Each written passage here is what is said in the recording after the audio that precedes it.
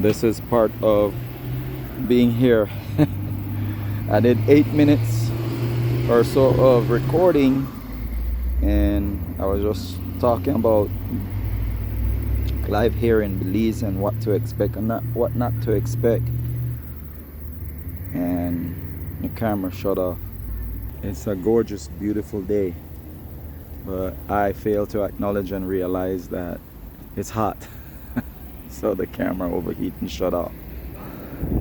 All that footage that I had with me swinging the pick and getting started, because first of all I had a schedule thing for today, and I started on that and I did one phase of it, and then I had to divert, and I was talking about trying to highlight and say pros and cons about being here, and I had planned to do something like that and go to, like, physically go to these different places.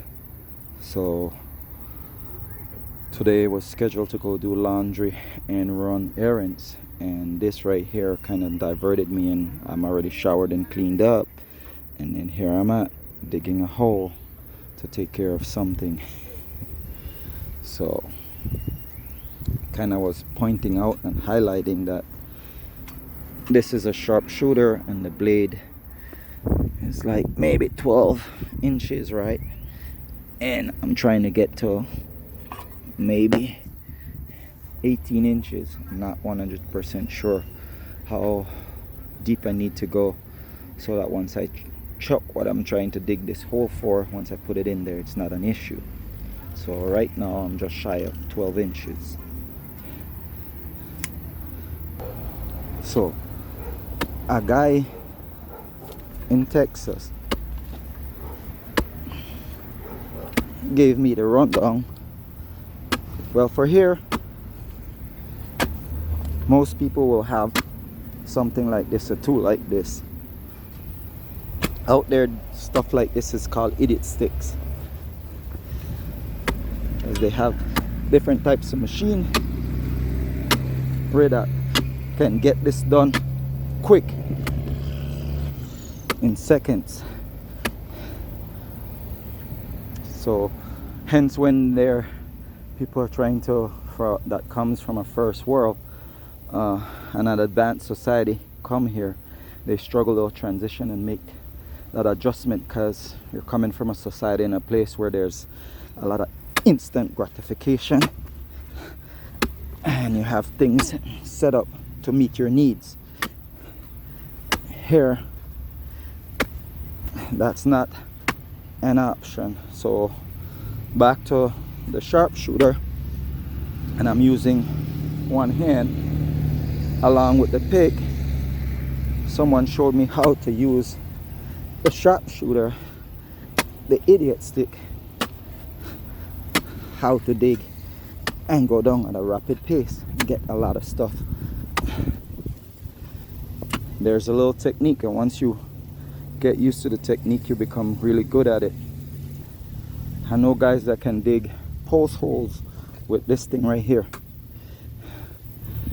They can dig, like, I would say 13 to about 18 holes with that, just that right there, and go down close to 2 feet in less than an hour. And that's in the US, that's not here in Belize. That guy's in Austin, Texas. Those guys are in Austin, Texas, to be exact, as well. So I'm walking over to where, since the sun, I realize how hot it is. I'm walking to where my hole is at. I know it's just a hole, but I just cleaned it out. Give you previews. See what a sharpshooter does. And that's one hand, and it's cutting. Well, there I'm not doing too well, but once you know how to use it, you can cut just like what I'm doing here. You can get 3 to 6 inches cut, and that's because someone taught me how to use it. I'm in Red Creek. Red Creek is a little village that became a subdivision that became a part of um, the twin tongue of Santa Elena in Cayo district in the great nation of Belize. That's the George Price Highway. That's the Lumalus Hospital. That's the first hospital for Santa Elena. It's a private hospital as well. I do believe that that thing might have been here for more than 50 years, if I'm not mistaken. So you got the George Price Highway. I'm currently on the Lumalus Boulevard. And that's the Rotary Park right there. In this direction, you're gonna travel and go take the Santa Elena Bridge, and that will put you into the backside of the twin tongue of San Ignacio. That's what I wasn't paying attention, and it was so hot. My first video, I got up to about maybe 10-12 minutes, and it's so hot I lost it. I can't even find it. It just got deleted. Alright, I'm about to take a second, clean that out, figure out if I have the depth, and be finished with this little project.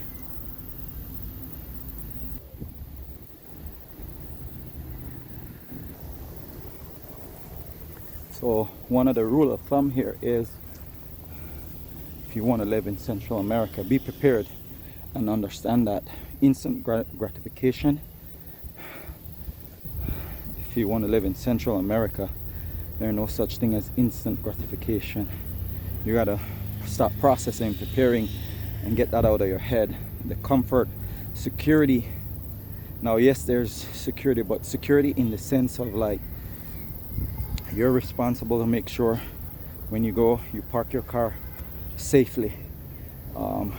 Use the lines, use your time with your driver's ed, make sure it's properly parked. If someone bumps and hit it, you might not have, and meet someone that's honest, hello, and come and say, hey, I bumped your car.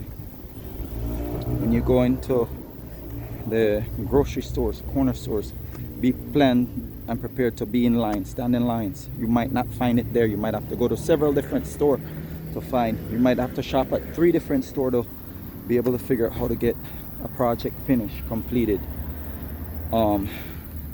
Yeah, so these are like some of the things that kind of like, it's not so much the things but the mindset. You got to like reprogram and rechange your mind, your thought process. And society life here is more of like a little slow, laid back kind of pace. Music, they play their music loud, no zoning. It's rare when people have that volume at the right decibel. They're normally like, it's exceeding it. It's like a nightclub. So all these things you gotta pay attention. If you're living here, figure out, if you want to live with the locals, then you're gonna have to deal with that. If not, then you go and get yourself in a gated expat community. Going to clubs and bars and restaurants and stuff, like that's your main excitement. Going to parks, rivers and stuff like that. You have to come up with clever ways on how to buy your time, spend time here and readjust and get accumulated to the new environment. Don't come with this all inglorious thing that you're going to have, because that's going to get torpedoed. You're going to become frustrated, and then you're going to be like, oh no, don't come with any expectation. Just come to experience. View it as a life opportunity that's going to teach you and train you and show you a different way on how to get the same thing done. No two people can do one project the same. So like I said, I was scheduled to go do laundry and run errands. Here I'm at, digging a pit, because I have to. I have no other option, no other choice but to do it and get it done before it becomes a problem. So like, yeah, be willing to go on that new adventure and postpone your thing and go on a new adventure. Since I've been out here, a lot of the neighbors have been super friendly and driving by and saying hi and hello. So there you have it. I came out thinking I don't need a t-shirt, and then it's hot. I can feel, and how I know, because the camera overheated. The first video shut off. I had to start over, and it don't even look like it's a hot day. It just looks like just a regular, cool, breezy, nice day. See, someone is out doing a picnic over there, and it's summer, and actually it's a lot hotter. So that's the reason why I'm out here. So someone did the favor and took care of it yesterday evening or last night. That happened, so now I gotta come out here, and I'm happy and I'm excited. Come out here and then dig this pit and drop it in there, take care of it. Hence I have the idiot sticks, because that's what these are known outside. Well, in North America they're called the idiot sticks, because over there there's all these different types of machinery that you can go rent, and that you can get this done in a millisecond instead of being out here for like an hour or two digging. Well, I haven't been out here that long, but it's much longer than I had scheduled and planned, not because of me digging, but based on the equipment malfunctioning. So this is a sharpshooter, so like you can do that, jump on it and wiggle it. It's a little bit harder because then you do that and push it forward, right, and you can get it to go down. Because I'm recording and I'm trying to do it cleanly, show you that why this is a great tool to dig with. I know someone, like I said, can dig post holes anywhere between 13 to about 18 post holes in less than an hour with this thing right here. And I'm just trying to show you guys the different technique and things that I've learned along the way to make life easier. That's another thing when you're backfilling holes. You guys like to maybe do that, pick up and then toss in. Someone taught me that, hey man, they call it an idiot stick for a reason, because you can get down, you can squat, get close to the ground, even sit, and then you turn this like that. I'm gonna use my body.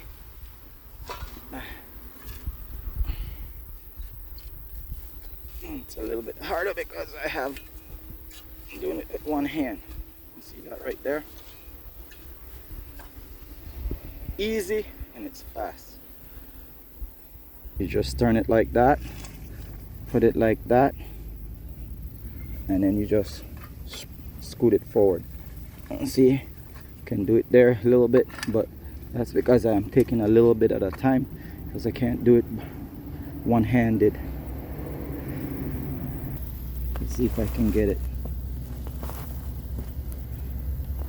without the thing